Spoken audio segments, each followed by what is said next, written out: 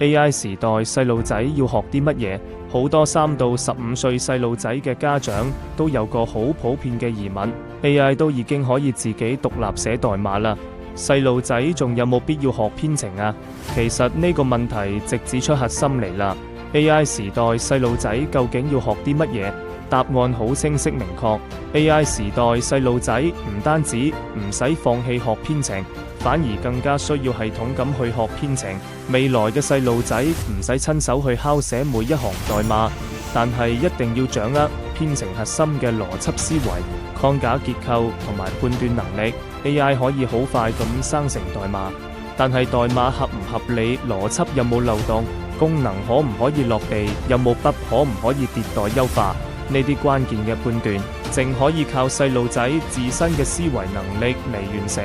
嘥係冇辦法替代嘅。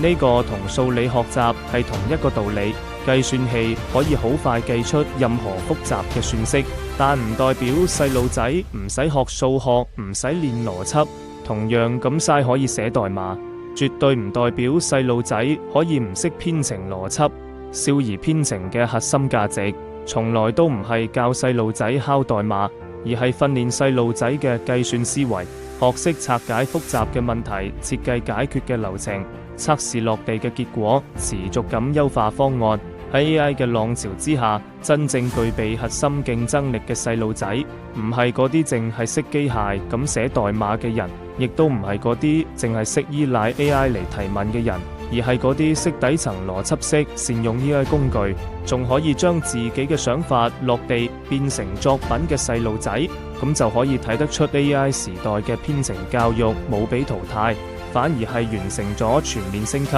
3到15歲細路仔嘅學習重點，亦都由傳統嘅少兒編程升級做編程邏輯加 AI 應用加創新創造嘅綜合能力教育。